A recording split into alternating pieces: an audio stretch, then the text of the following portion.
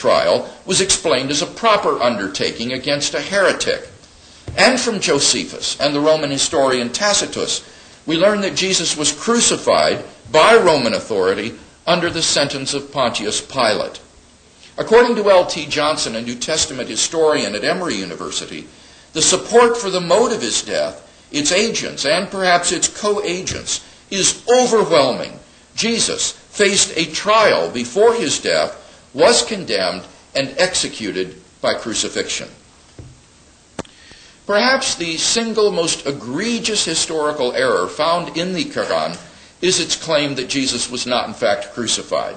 Not only is there not a single shred of historical evidence for this remarkable hypothesis, but the evidence supporting Jesus' crucifixion is, as Johnson says, overwhelming. Those of you who are Muslims here tonight need to appreciate that no one who is not already a committed Muslim believes that the historical Jesus was not crucified. The crucifixion of Jesus is recognized even by the skeptical critics in the Jesus Seminar as, to quote Robert Funk, one indisputable fact. In fact, Paula Fredrickson, whose book From Jesus to Christ inspired the PBS documentary by the same name, declares flatly the crucifixion is the single strongest fact we have about Jesus. Number 3, Jesus' resurrection. What happened to Jesus after his crucifixion? The majority of scholars who have written on this subject agree that 3 things happened. Number 1, on the Sunday after his crucifixion, Jesus' tomb was found empty by a group of his women followers.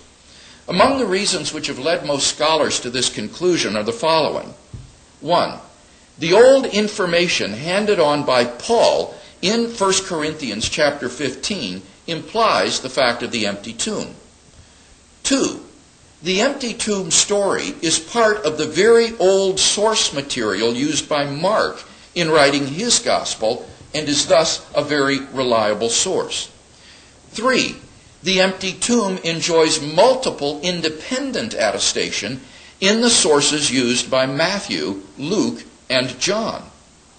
4, the tomb was probably discovered empty by women, since given the low credibility given to women in that society, any later legendary account would certainly have made male disciples, like Peter and John, discover the empty tomb. And 5, the earliest Jewish allegation that the disciples had stolen Jesus' body itself presupposes that the body was missing and the tomb was empty. Now, I could go on, but I think enough has been said to indicate why, in the words of Jakob Kramer, an Austrian specialist on the resurrection, by far most exegetes hold firmly to the reliability of the biblical statements concerning the empty tomb. Number 2, on multiple occasions and under various circumstances, different individuals and groups of people experienced appearances of Jesus alive after his death.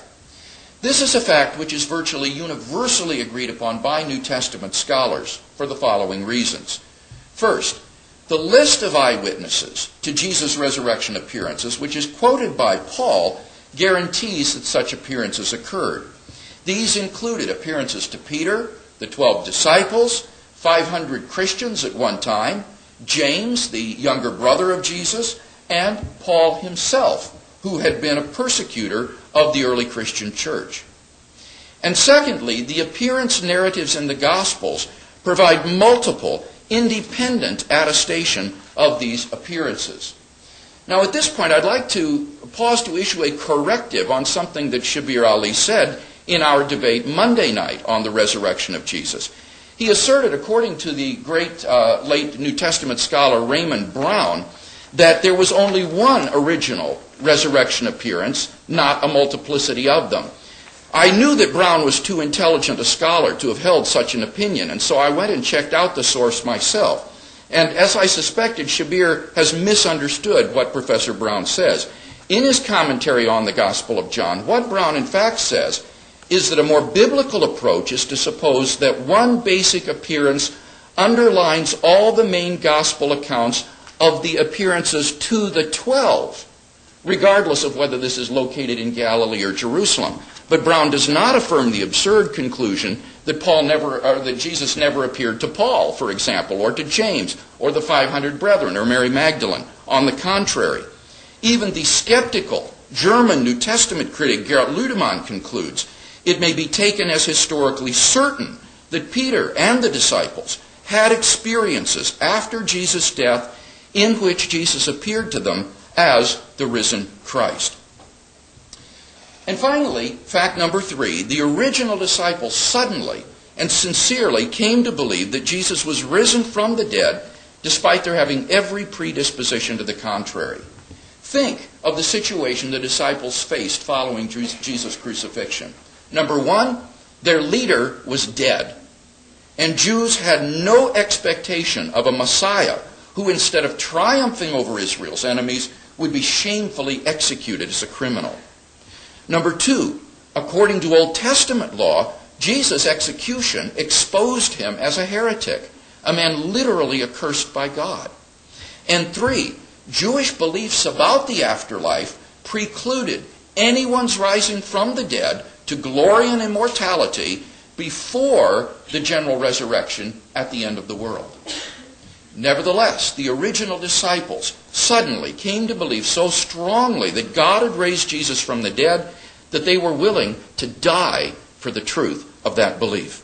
Luke Johnson states, some sort of powerful, transformative experience is required to generate the sort of movement earliest Christianity was. And N.T. Wright, an eminent British scholar, concludes, that is why, as a historian, I cannot explain the rise of early Christianity unless Jesus rose again, leaving an empty tomb behind him.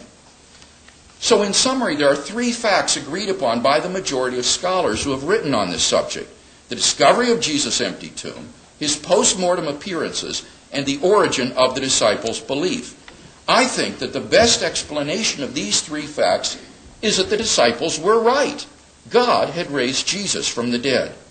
This has enormous theological significance. As the German theologian Wolfhard Pannenberg explains, the resurrection of Jesus acquires such decisive meaning, not merely because someone or anyone has been raised from the dead, but because it is Jesus of Nazareth, whose execution was instigated because he had blasphemed against God. If this man was raised from the dead, then that plainly means that the God whom he had supposedly blasphemed has committed himself to him. In summary, then, on purely historical grounds, we've seen, number 1, that Jesus of Nazareth possessed a radical self-concept as the unique Son of God and the Son of Man, that he was tried, condemned, and crucified for his allegedly blasphemous claims, and third, that God raised him from the dead in vindication of those claims. All of this is in contradiction to the Quran's claims that Jesus thought of himself as a mere prophet preaching blasé monotheism, that he was not crucified, and that he did not rise from the dead. When you think about it, though, this isn't really surprising. I mean, which would you trust? A collection of documents written during the first generation after the events, while the eyewitnesses were still alive, or a book written 600 years later by a man who had no independent source of historical information? Why, to even ask the question is to answer it. The New Testament is clearly the reliable source for the biography of Jesus of Nazareth.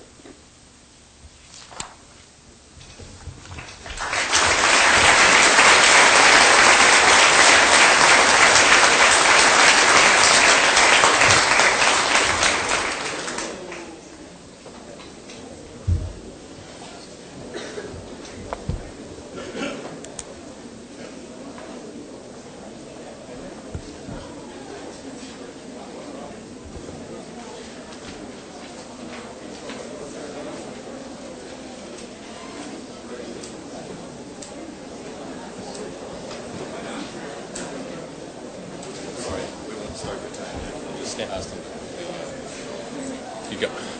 Okay, those people are just arriving. There are quite a few seats in the back. We'll just pause the debate just for maybe 30